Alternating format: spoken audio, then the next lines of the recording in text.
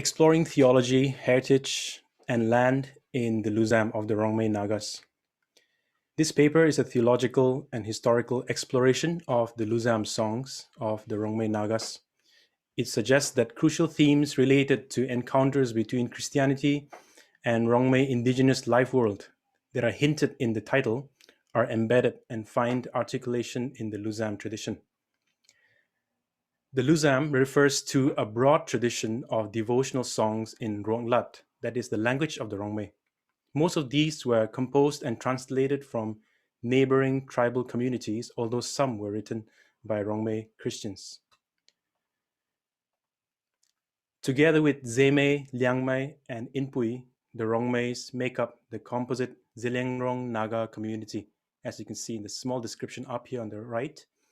They traditionally inhabit the contiguous regions in the northeast Indian states of Manipur, Assam, and Nagaland, as the yellow spot indicates in the slide here. Here's a small clip that I'd like to show of the singing in practice. The date is 24th December 2020. The family worship, quote unquote family worship, numbering about 30 people are gathered to celebrate Christmas at home. Gatherings at Christmas festivities in the church premises usually would be over 500 people. However, this was 2020 and the spirit of Christmas was being threatened. And to maintain COVID-19 regulations, congregants were directed to observe Christmas at home.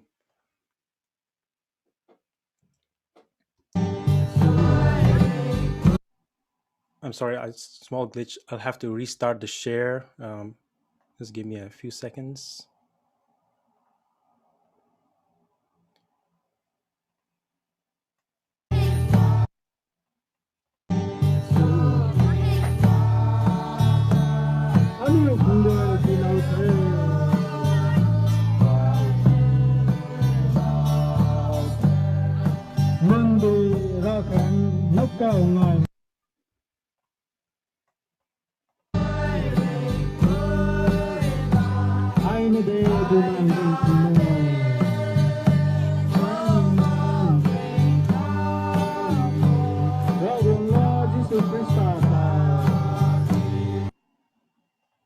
That's just a short clip, but I hope it gives you a glimpse of the practice of the lujam. The instruments that you hear are the drums, that's also called nkwong in Ronglat, and acoustic and bass guitars. I will now proceed to provide a brief summary of the roots and the journeys of this popular singing tradition. Rongmeis have a complex and highly elaborate musical tradition that features a range of varieties, genres, and styles. Songs and music are central to the ritualistic practices and daily life of the Rongmeis. The word lujam in the title comes from a simplified transliteration of the Ronglat word lujam with a V, which is a way of singing that is winded and narratival. Unlike folk and ritual songs that have prescribed specificity of place, time, and style to their practice, lujam, on the other hand, are not occasion specific. They are more a way of verbal expression rather than a genre. Rambling in tune, so to say. With the advent of Christianity in the 1920s and the emergence of indigenous singing practices, the term lujam became a useful descriptor, which is apt because these indigenous songs were highly narratival. However, they differed in tune, lyrical style, and practice from the Rongmei traditional songs because they were originated among other tribal communities, a subject to which I will briefly mention at this point. To the south of Manipur, among the Mizos, a new Christian tradition called the Lengkhom Zai was taking shape during the revival movements of 1905 to 1918. These extremely popular God's hymns were characterized by its monophonal tune and accompaniment by drums. The Kuki Christians in the southern Manipur incorporated this as their Lengkhom La and passed it on to the Rongmeis. The first printed book in Ronglat, Ragong Lu, which means God's song or divine songs, was in 1937 in the slide shown on the right here.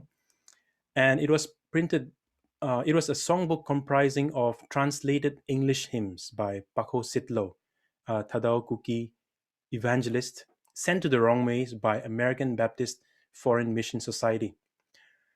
Missionary correspondences of Scottish British missionary William Pettigrew and American Baptist missionary Dr. G. G. Crozier reveal that a similar indigenous singing style was gaining popularity among the Zeliangrongs during the revivals of 1923 to 24. These songs, of course, would be further enrooted and consolidated into Zeliangrong Christianity through subsequent revivals of 1950s and 1970s.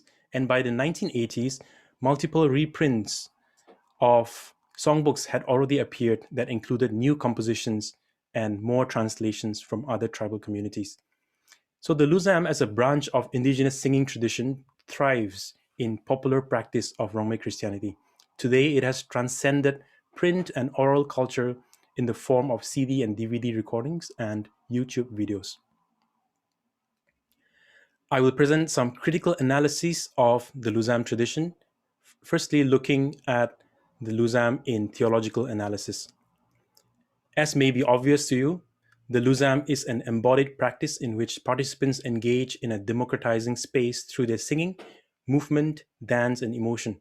It is an example of embodied and performative theology of community participation and synchronicity.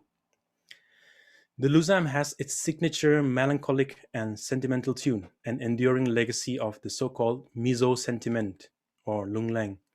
These songs overwhelmingly emphasize Christ's birth, death, and suffering, and the believer's longing for heaven, all of which correspond with the emotive tunes.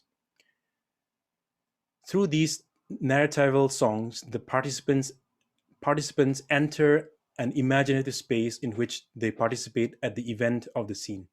So, in practice, in tune, in words, the lujam embodies a theology of solidarity with Christ, of solemnity and lamentation. The narratival nature of the lujam makes it an effective repository of theological imagination. In apparent continuity to folk songs and traditional music that played integral roles in pre-Christian life, the lujam persists as an important component of oral culture among Rongmei Christians. Imbalances in theological emphases, which I do not really have time to go into further depth, betray the historical milieu during which they emerged, one that was marked by socio-cultural disruptions and conversion or revival enthusiasm.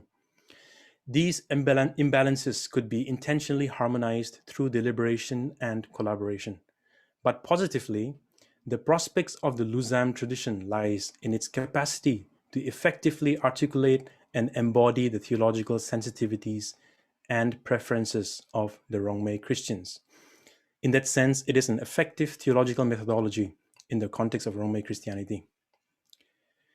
The second analysis has to do with heritage. The historical sketch above has demonstrated the connection between Thadou-Kukis and Rongmei Christianity. This is especially remarkable when considered against the bitter intertribal tensions that have historically existed between Naga and Kuki communities. The lujam remains a symbol of that shared history and legacy. The Christocentric focus, emphasis on salvation, and the premillennial eschatology in the lujam point to the indirect heritage of the American Baptist Foreign Mission Society and their theologies. I say indirect because they were transmitted through indigenous convert and evangelists from Kuki, Rongmei, and other Naga communities. This points to the complex and multicultural flavoring of the American Baptist theological heritage in Rongmei Christianity, one that is mirrored in the lujam. Although lujam singing was already in practice by the late 1920s, they were printed into songbooks only in 1970s. Prior to this, they survived in practice and in handwritten records. They have evolved through decades of translation and addition of new indigenous compositions. Thus, it stands as the legacy of local villages and communities and native Christians. The lujam is perceived as a traditional practice relative to Western or modern practices of Christianity. These indigenous songs are invoked to bring a sense of connection to their spiritual roots, that is, the revival movements. It also represents a performative connection to their cultural roots, albeit a Christianized cultural one that finds its origins in the revivals of their homeland. My final analysis is related to notions of land and heaven that are portrayed in the lujam. The Rongmei life world prior to Christianity did not have a concept of an afterlife in heaven. The Rongla term that came to denote heaven, that is Tinkau, was simply the dwelling place of the Almighty God and inconsequential to daily concerns of Rongmei life. Traditional practices instead were tied to the land, reflecting what I'm calling a landed life world. In contrast, the motif of heaven features heavily in the lujam. This newfound emphasis in Christian indigenous songs on heaven rather than landedness, and the passion for the afterlife rather than immediate concerns, is, in my opinion, very striking. Positively, the lujam was easily translatable across different tribal cultures, possibly because its theologies are heavenly focused instead of being landed or locale specific. In addition, this widening of vision did give more allowances to indigenous tribal converts to transcend their ethno-cultural categories. However, it also prescribed a way of thinking and being that was uprooted from the land. Heaven is positioned in the lujam as against this world, distant from this land. I suggest that the lujam manifests a shift that happened to Rongmei life world with the advent of Christianity, from landedness to heavenliness or even unlandedness. It anticipates its ultimate goal as entering heaven, which will be marked by the ultimate rupture from the land. In that sense, aspects of Rongmei Christianity can be referred to as learning to leave the land. Paradoxically, the lujam in practice links Rongmeis to the past and to the land. This is demonstrated when the lujam continues to be sung today as a way of performing and recapitulating the fervors and experiences of the revivals of their homeland. They are also songs of land in that they are contextualized and localized expressions of Christianity in content, in method, and in practice. The oral and free nature of the lujam makes the singing truly local, sung without a standardized staff notation, tempo, or even key. They are constantly evolving and shifting from village to village. Finally, festivities frame the annual rhythm of Rongmei communities, and the sound of lujam is a significant composition or constitution of the soundscape of festivities and soundscape of homeland. I think the next clip that I'll be showing will demonstrate this dynamic at play.